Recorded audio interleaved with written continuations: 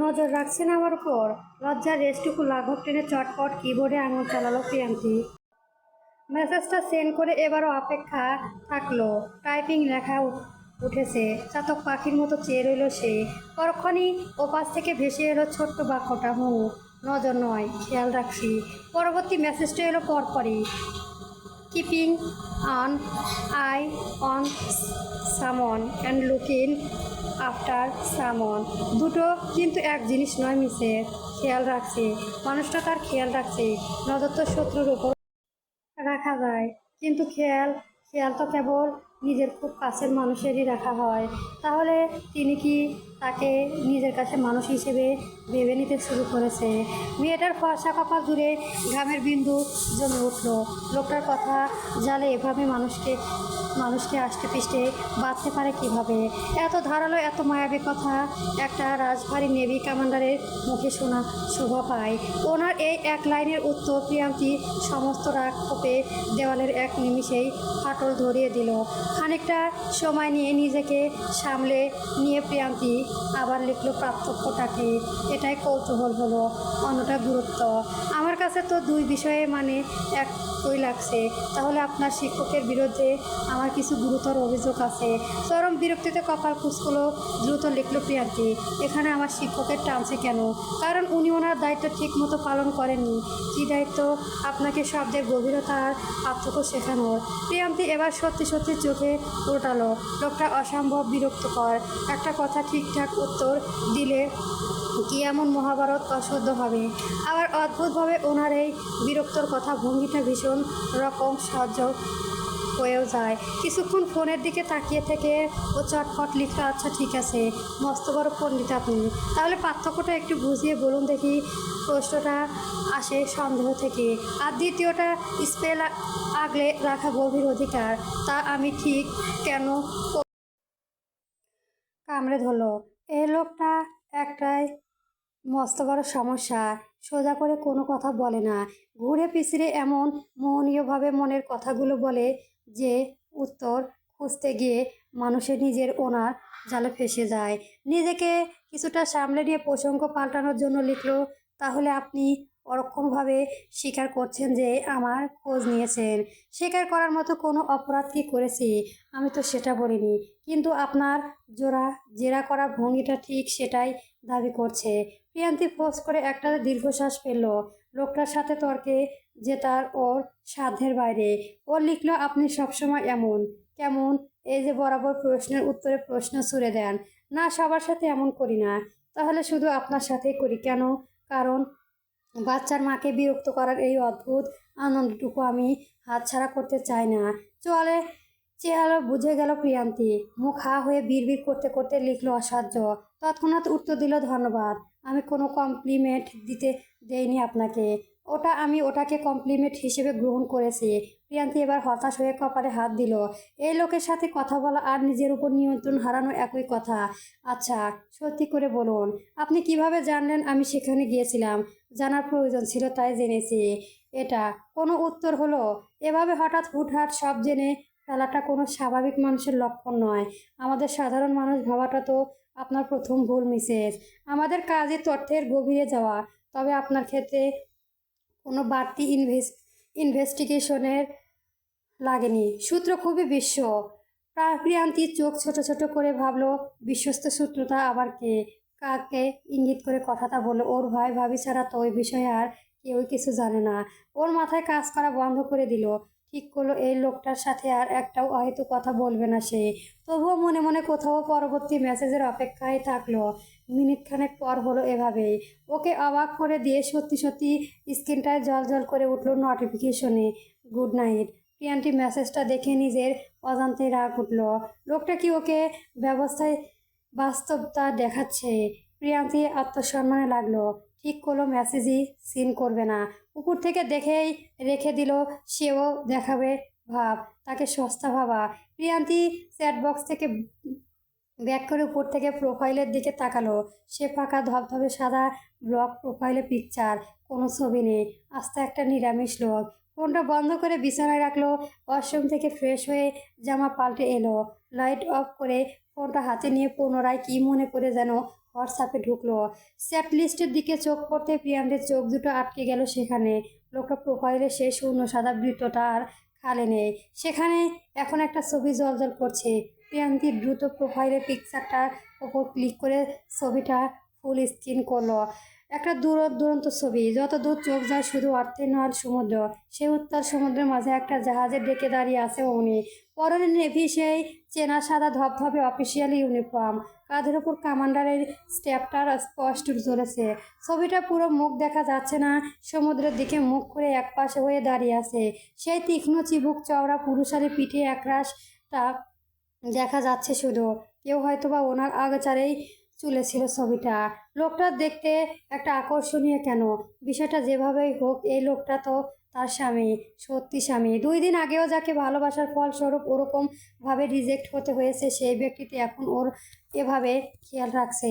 সকালে নাস্তা শেষ করে ভার্সিটির উদ্দেশ্য বেরিয়ে পড়ল প্রিয়াঙ্কি। আজ ক্যাম্পাসে ব্যস্ত সকালে, সামনেই ফাইনাল পরীক্ষা। করিডর, লং লাইব্রেরি, সবখানে শিক্ষার্থীদের ছোটাছুটি। কারো হাতে নোট, কেউ শেষ মুহূর্তে সাজেশন মিলিয়ে নিতে ব্যস্ত, কেউ আবার দল বেঁধে সম্ভবত প্রশ্ন নিয়ে তর্কে ব্যস্ত। ডিপার্টমেন্টের সামনে পেছনে থেকে চেনা কণ্ঠ ভেসে এলো তখনই, এই প্রিয়াঙ্কি, প্রিয়াঙ্কি। পেছনে ঘুরতে শ্রিয়া এসে ওর কাঁধে হাতে রাখলো, বলল, কিরে প্রিয়, তোকে এমন জ্যান্ত লাশের মতো দেখাচ্ছে কেন? কি যাতা বলছিস? রাতে একটু ঘুম কম হয়েছে, তাই এমন লাগছে। শ্রেয়া চোখ সারু করে বান্ধবীর মুখের দিকে তাকালো। ভ্রু উঁচে সন্দেহ হয়ে প্রশ্ন শুনল, কি ব্যাপার রে? আজকাল রাতে ঘুম এত কম হওয়ার কারণ কিটা? ও, জামাই তো নাই যে সারা রাত জাগিয়ে রাখবে, তবু ঘুমাতে পারিস না কেন? বেটা কি ভিডিও কলে জ্বালায় নাকি? প্রিয়ান্তে হাতে নোটস ছিল, ওটা দিয়ে শ্রিয়ার মাথায় সজোরে একটা বাড়ি মারলো। তেড়ে মেরে বলল, অসভ্য মাইয়া, চুপ আসছে, কেউ শুনে ফেলবে। 2 হাত কোমরে গুজে অনেকটাই নরম গলায় বলল শ্রেয়া, তোর কি হয়েছে বলবি? সামনে পরীক্ষা, একটু টেনশন লাগছে। দূর, পরীক্ষার টেনশনে তোর মুখ এমন হয় না, অন্য কিছু হয়েছে নিশ্চয়। আপাতত পরীক্ষা নিয়েই ব্যস্ত থাকতে চাচ্ছে, পড়ার প্রেশারটাও খুব বেশি। অগত্য প্রসঙ্গ পাল্টে বলল, নোটসগুলো এনেছি। এখন দ্রুত ক্লাসে চল। ম্যামের পরে ঢুকে টার্গেট করে রাখবে পুরো ক্লাস। ক্লাস চলাকালীন পুরোটা সময় প্রিয়াঙ্কি শুধু খাতা পাতায় কলম দিয়ে হিজিবিজি কাটলো। প্রফেসর কি পড়লেন তা এক বিন্দুমাত্র মাথায় ঢুকলো না। ক্লাস শেষ হতে শ্রেয়া ওকে টেনে নিয়ে গেল ভার্সিটির ঠিক পেছনে রাস্তায় ধারে পরিচিত কম্ফোর্টায়। ওখানকার কোল্ড কফিটা বেশ ভালো। একটা কার্বনার টেবিলে বসে দুজনে খাতা আর ল্যাপটপ খুলে বসলো। সামনেই এক্সাম, তাই ফাঁকি দেওয়ার কোনো উপায় নেই। এই চ্যাপ্টারটা দেখলো, ওখান থেকে কিন্তু একটা বড় প্রশ্ন আসবেই। শ্রেয়া নোটসটা এগিয়ে দিয়ে বলল। প্রিয়াঙ্কি জোর করে নিজের পুরো মনোযোগে খাতার উপর দেওয়ার চেষ্টা করলো। দুজন মিলে প্রায় ঘন্টাখানেক ধরে সাজেশন আর নোটস নিয়ে টুকটাক ডিসকাশন করলো। পড়াশোনার মাঝে ডুবে থাকা প্রিয়াঙ্কির মনে মেঘটা সাময়িকভাবে কিছুটা হলেও কেটে গিয়েছে তখন। আলোচনা শেষ করে যখন ওর ক্যাফে থেকে বেরোলো, তখন ঘড়িতে দুপুর 1:15। কড়া রোদ উঠেছে চারিদিকে।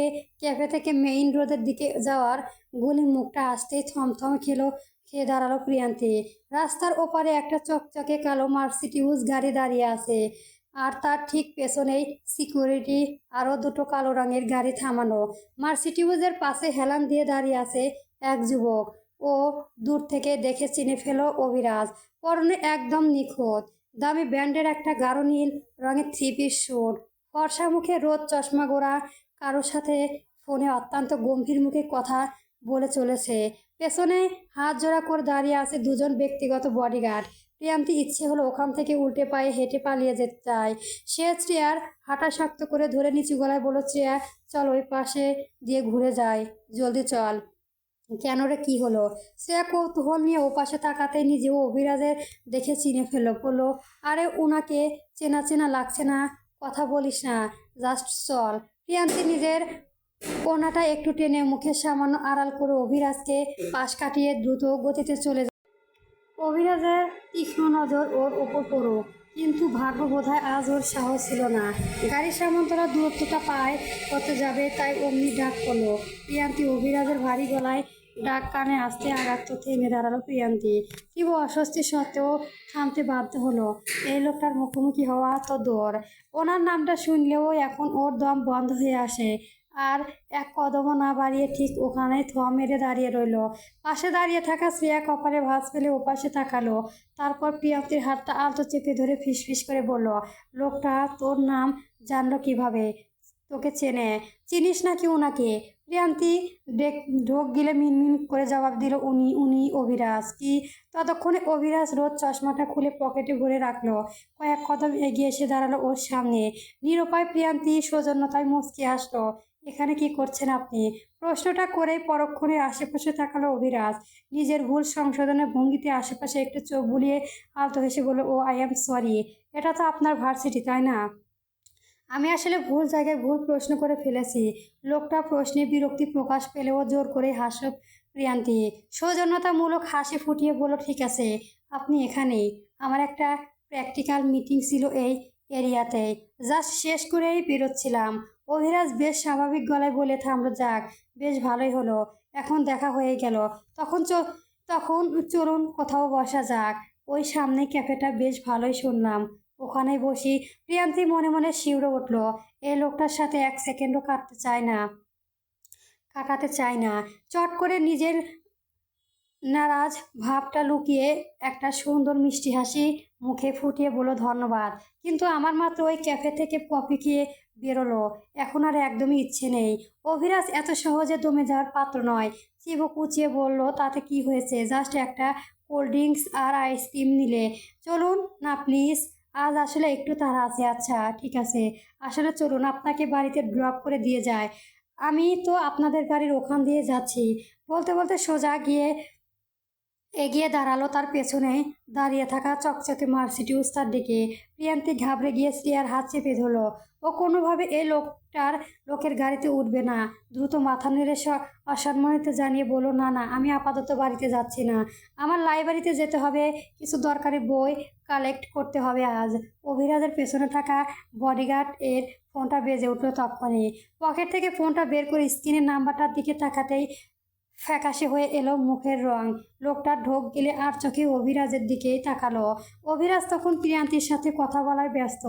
বডিগার্ড সাহস সঞ্চয় করে একটু এগিয়ে এসে নিচু গলায় বলল, স্যার, একটা ইম্পর্ট্যান্ট কল এসেছে। অভিরাজ শীতল চোখে ইশারায় করতে ভয়ের চোখ ঢোক গিল যুবক, কিন্তু ফোনটা এক নাগারে বেজেই চলেছে। ওপাশে থাকা মানুষটা অনবরত কল দিয়ে যাচ্ছে। ওপাশে ফিরে ফোনটা রিসিভ করলো যুবক। ওপাশ থেকে কিছু একটা শুনে কপাল কুঁচকে ঠান্ডা ঘাম জমে উঠল। আর এই মুহূর্তে দেরি না করে ভয়ার্থক মুখে বসের একদম কানের কাছে ঝুঁকে এসে ফিসফিস করে বলল, স্যার, ম্যাডামকে কোনোভাবে কন্ট্রোল করা যাচ্ছে না। কথার বাহন থামলো অভিরাজের। থেমে তাকালো গার্ডটির দিকে। ছেলেটা মাথা নেড়ে কিছু একটা বুঝতে ঠোঁট কামড়ে অনল। দাঁড়িয়ে থাকা অভিরাজ এবার একটা দীর্ঘশ্বাস ফেলে বলল, আসলে আমার হঠাৎ করে একটা অত্যন্ত জরুরি কাজ পড়ে গেছে, এখনই চলে যেতে হবে। আপনি এক কাজ করুন, এই গাড়িতে করে চলে যান। ম্যাডাম যেখানে যেতে চাই ওনাকে ওনার গাড়ির গন্তব্যে ড্রপ করে দিয়ে আসো। শেষের বাক্যটা গার্ডদের উদ্দেশ্য বলে চলে গেল সে। লোকটা যেতেই মনে মনে স্বস্তির শ্বাস পেল প্রিয়ান্তি। আসুন ম্যাডাম, গাড়িতে উঠুন। কোথাও যাবেন বলুন? স্যার, আমাদের আদেশ দিয়েছেন আপনার ড্রপ করে দিতে। প্রিয়ান্তি এক পা পিছিয়ে গিয়ে হাত নেড়ে বলল, না না, ঠিক আছে, আপনারা যান, আমি রিক্সা করে চলে যেতে পারবো। গার্ডরা এবার একটু জোরাজোরি করতে শুরু করলো। ম্যাডাম প্লিজ এমন করবেন না। স্যারের আদেশ অমান্য করলে স্যার আমাদের চাকরি রাখবেন না, বকাঝকা করবেন। প্লিজ গাড়িতে উঠুন। আমি বললাম তো আমি যাব না। আসলে লাইব্রেরিটা একদম কাছেই, এই গলির ভেতরেই, ওখানে গাড়ি ঢোকার মতো রাস্তা নেই। আপনারা প্লিজ আসুন।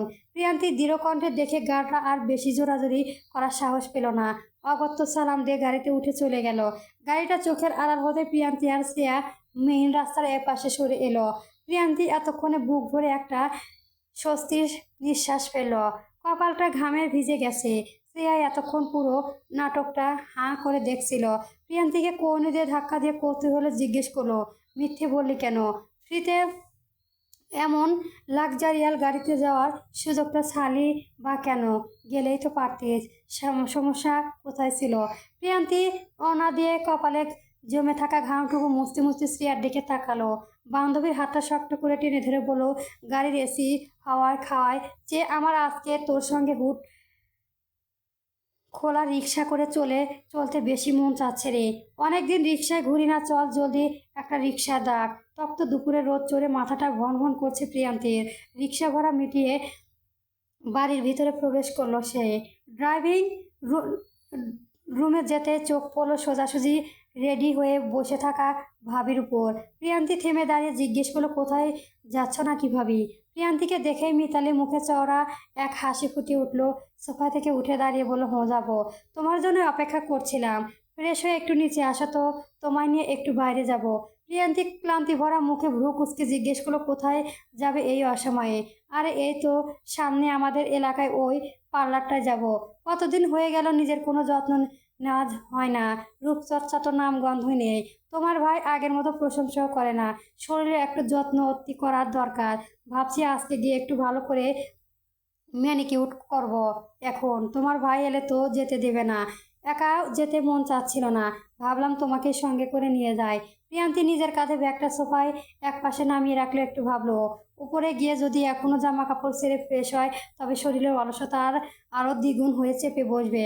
বিছানায় পিঠ ঠেকলে আর এই রোদের মধ্যে দ্বিতীয়বার বাইরে বেরোনোর এনার্জি কিছুতেই খুঁজেই পাবে না।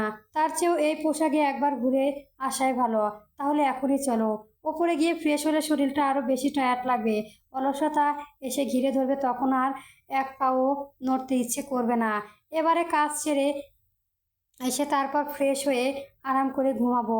মেইন রোডের ঠিক আগেই গলির মোড়ে একটা বেশ বড়সড় এবং সিমসাম লেডিস পার্লার আছে।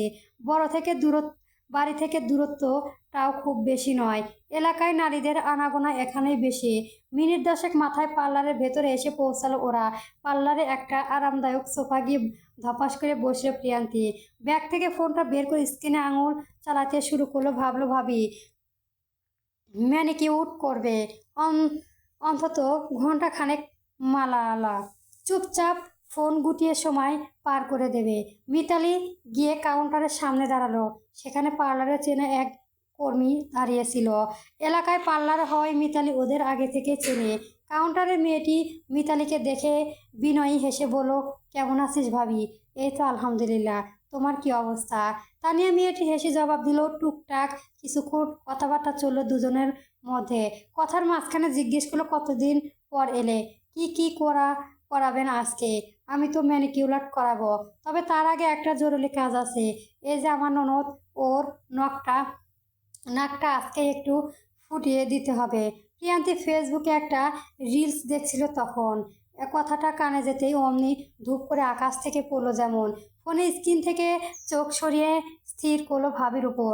ভ্যাবাচাকা খেয়ে বলল, কি ভাবে তুমি এসব কি বলছো? কার নাক ফুটাবে আমার? মিতালি একগাল হেসে অত্যন্ত স্বাভাবিক ভঙ্গিতে বলল, আরে বাবা, একদম চমকে ওঠার কি আছে? সামনে তো তোমার বিয়ের অনুষ্ঠান, 2 দিন পর শ্বশুর বাড়িতে যাবে। নাক না ফুরালে চলবে? আর যাই হোক বা কাল করতেই হবে। বিয়ে ঠিক আগেই এসব করতে গেলে তখন ব্যথা চোটে অস্থির হয়ে যাবে। তাই চেয়ে ঝামেলা যদি আগেভাবে শেষ করে যায় তবে কষ্টটা কম হবে। যেহেতু আজ দুজনে একসাথে পার্লারে এসেই পড়েছি, একবারে শুভ কাজটা সেরেই ফেলে না কেন? ভাবির এমন অদ্ভুত যুক্তিতে প্রিয়ান্তির মাথা গরম হয়ে গেল। চোখ বড় বড় করে বলল, তোমার কি মাথা খারাপ হয়ে গেছে ভাবি? আমি কেন এখন নাক ফোটাতে যাব? তুমি তো আমাকে বাড়ি থেকে বের করার সময় এ ধরনের কোনো কথাই বলনি। স্প্রে ম্যানিকিউরেটের কথা বলে আমাকে এখানে ধরেছ ধরে এনেছো। আর আমি এসবের জন্য মানসিকভাবে একদমই প্রিপারেড নয়। আমি পারবো না। নাক ফুরাতে আবার মানসিকভাবে প্রস্তুত থাকা লাগে না বুঝি? অবশ্যই লাগে। আমি এখন ওসব করবো না প্লিজ। তোমায় নাক ফুল পরালে যে কি অসম্ভব সুন্দর লাগে তুমি নিজেও কল্পনা করতে পারবে না। লাগবে না আমার সুন্দর লাগা। তুমি যেটা করতে এসেছো সেটাই করো। তানিয়া মুচকি এসে এগিয়ে এলো। বলো, প্রিয়, ভয় পাচ্ছ কেন? তো ভয় পাবো না, একটুও ব্যথা লাগে না। তোমার নাগলেও আমার লাগবে। 10 সেকেন্ডের কাজ। 10 সেকেন্ড অনেক। পার্লারে আরও 2জন কর্মী ওদের কথোপকথন শুরু হেসে এগিয়ে এলো। একজন বলল, আপু, এখন তো ছোট্ট ছোট্ট বাচ্চারাও নাক ফোটায়। এখন এটা এরকম ফ্যাশন। ওসব ফ্যাশন আমার লাগবে না। আরে প্রিয়, তুমি মিছিমিছি এত ভয় পাচ্ছ কেন? এখানকার দিনে নাক ফোটানো কোনো কোনো ব্যাপারই না। আমরা ওই গান মেশিন দিয়ে জাস্ট 1 সেকেন্ড টুক করে ফুটিয়ে দেব।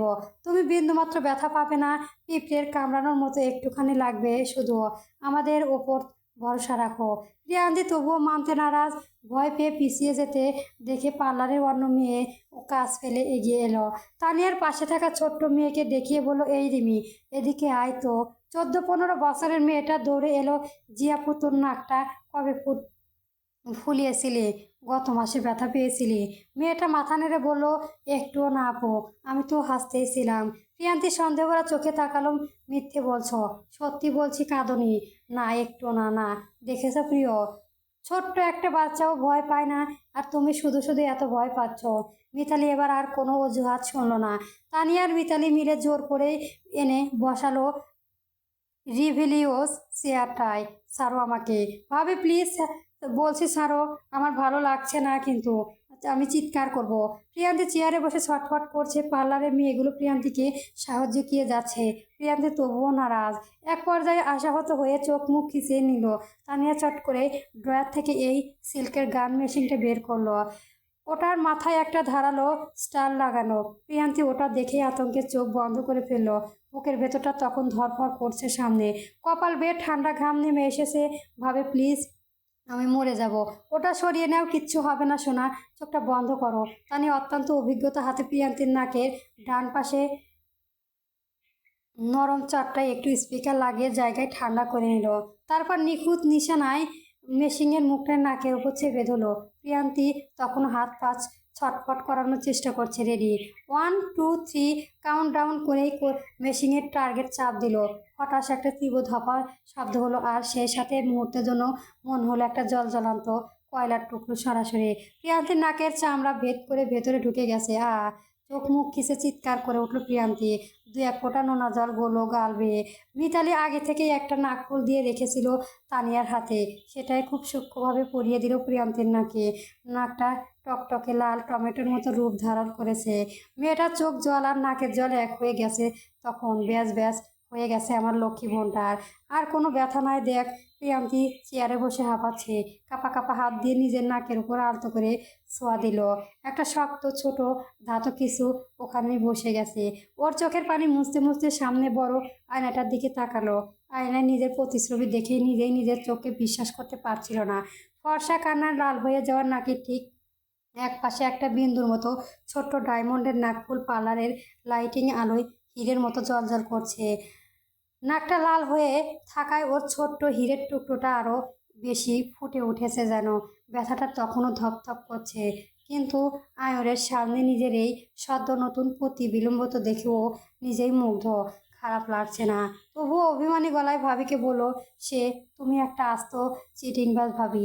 আমার সাথে এভাবে কেউ চিট করলো কোলে এনে? আমার নাকটা এখনো জ্বলছে। মিতালি মুগ্ধ চোখে তাকিয়ে আছে ননদের দিকে। মুগ্ধতা নিয়েই বলল, বিশ্বাস কর প্রিয়, তোমাকে নাকফুলে সুন্দর লাগছে ভেবেছি, তবে এতটা সুন্দর লাগবে যে ভাবতেও পারিনি। হয়েছে সুন্দর করে এখানে নিয়ে এসে আমার সঙ্গে এমন করলে তো। বাড়ি যাই, আজকে ভাইয়ের কাছে বিচার দেব তারপর। মিতালি সেসবের পাত্তা দিল না। কাজ শেষে তো পার্স থেকে ফোনটা বের করে কাউকে একটা মেসেজ পাঠালো। গট গট করে ডান সেন্ড করে দিল মেসেজটা। এরপর ক্যামেরা অন করে ননদের সঙ্গে দুটো সেলফি তুলে নিল। বলো স্মৃতি হিসেবে রেখে দেই ছবি দুটো কেমন। কাজ শেষে ওরা বাড়িতে ফিরল। পুরোটা পথ প্রিয়ান্তির আহাজারি করেই গেল। মিতালি ননদকে এনে আইসক্রিম খাওয়ালো, এটা সেটা ধরালো। বাড়িতে পৌঁছানো মাত্রই রুমে ছুটে গেল প্রিয়ান্তি। রুমে এসে আয়নায় নিজের লাল নাকটা দেখি প্রিয়ান্তি আবার কান্না পেল। ব্যথায় তীব্রতা ক্রমশ বাড়ছে। একদম ধপধপ করছে ভেতরটা। আর দেরি না করে ড্রয়ার থেকে একটা প্যারাসিটামল বের করে খেয়ে নিল। সামনে যেহেতু ফাইনাল এক্সাম, প্রচণ্ড প্রেশার, তাই আর সময় নষ্ট করতে চাইল না। চট করে ওয়াশরুমে গিয়ে ফ্রেশ হয়ে এলো। ডাইনিং টেবিল থেকে হালকা পাতলা কিছু খেয়ে এসে বসলো পড়ার টেবিলে।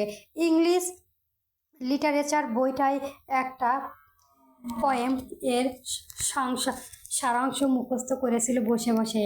অমনি পাশে থাকা ফোনটা ফট করে ঝরঝর করে উঠল নোটিফিকেশন শব্দ। হোয়াটসঅ্যাপ থেকে এসেছে মেসেজটা। এই সময় কে মেসেজ দিল? কৌতূহল বসাতে ফোনটা হাতে নিয়েই লক স্ক্রিনটা খুললো। প্রবেশ করলো ভেতরে। নিরামিষ কমান্ডার এই চ্যাট বক্স থেকে মেসেজ এসেছে। ও দ্রুত চ্যাটটা ওপেন করলো। স্ক্রিনে পাঠানো অদ্ভুত মেসেজটা দেখে হা হয়ে গেল প্রিয়ান্তি। খারাপ লাগছে না, বরং প্রিয়ান্তি তার নির্দিষ্ট জায়গায় খুঁজে পেয়েছে। প্রিয়ান্তি আকাশ থেকে পড়লো বুঝি। লোকটা কি বলছে এসব, কাকে বলছে? কিছু না বুঝে দ্রুত টাইপ করলো, মানে ব্যথা কি একটু বেশি পেয়েছিলে? কী সব উল্টাপাল্টা বকছে। কোন ব্যথা পাবো? কোথায় ব্যথা পাবো? পাবে। পরে মেসেজটা আসতেই 2 সেকেন্ড সময় নিল। কাছে থাকা স্পর্শ করে দেখিয়ে দিতাম কোথায় ব্যথা পেয়েছিলে। কথাটা পড়া মাত্রই প্রিয়ান্তি হাত দিয়ে ফোনটা প্রায় পড়ে যাওয়ার উপক্রম হলো। চমকে উঠে নিজের সদ্য ফুলানো নাকটায় হাত দিল। এই লোক বেরিজে বসে কিভাবে জানলো ও নাক ফুটিয়েছে? আর ব্যথা পাওয়ার কথাও বা ওনাকে কে বললো? ওনার মাথা কি পুরো আউটলে গেছে? যাই হোক, একটা কথা মনে রেখো, এভাবে সাদা ছবির জন্য সবার জন্য জন্য না, কিছু জিনিসের উপর একটু স্বার্থপর হওয়ার অধিকার আমার আছে। আপনি কি একটু বুঝিয়ে বলবেন আমি আসলে কি বলতে চাচ্ছেন? আমি আপনার কোনো কথাই মাথা মুন্ডু বুঝতে পারছি না। ওপাশে এবার টাইপিং দেখা গেল। পরবর্তী মেসেজটা এলো কিছুটা সময় নিয়ে। বেশি ভাবার দরকার নেই মিসেস, শুধু অন্যের স্টোরিতে দেখাচ্ছেও মাঝে মাঝে নিজের স্টোরি থেকে আপনার ছবি দেখার সৌভাগ্য এই অধমকে দান করলে কৃতজ্ঞ থাকবো। দূর থেকে অদ্ভুতভাবে আপনার বাচ্চার বাবা মেসেজটাও ভালো হয়ে যাবে তখন। এতক্ষণে সমীকরণটা মেলাতে পেরেছে প্রিয়ান্তি। হুট করে ওর ভাবি এভাবে ওকে সেখানে নিয়ে যাওয়া, জোর করে নাক ফুলানো, আর এই মেসেজের মানে সবটাই এখন পানির মতো পরিষ্কার। ওর ফোনটা ছুঁড়ে মেরে দ্রুত বিছানায় ছেড়ে উঠলো, দাঁড়ালো। এক দৌড়ে এসে থামলো মিতালির ঘরের দরজার সামনে। দরজাটা খোলাই ছিল। ভেতরে তাকিয়ে দেখলো মিতানা বিছানায় বসে বেশ আরাম করে পা ছড়িয়ে বসে এক হাতে কাটা চামচ দিয়ে বাটি থেকে ফ্রুটুস খাচ্ছে আর অন্য হাতে পরম শান্তিতে ফোন টিপছে। ভাবির এই নোট স্পিডটার আসল কে দিয়েছে বলো তো? সত্যি করে বলবে আমাকে, একদম লুকাবেন না। মিতালি বাটিতে অবশিষ্ট শেষ আপেলের টুকরোটা কাঁচা চামচের সাথে মুখে পুরালো। প্রিয়ান্তির দিকে ও অবধি শব্দ নয়। মোবাইল স্ক্রিনে আঙুল চালাতে চালাতে বড্ড স্বাভাবিক নির্বিঘ্নে কণ্ঠে জবাব দিল, সুরে দিল, কেন, তোমার বর। পরবর্তী গল্প পেতে আমার চ্যানেলটি সবার আগে সাবস্ক্রাইব করে রাখবেন। ধন্যবাদ। গল্প ডেস্টিনি চলবে।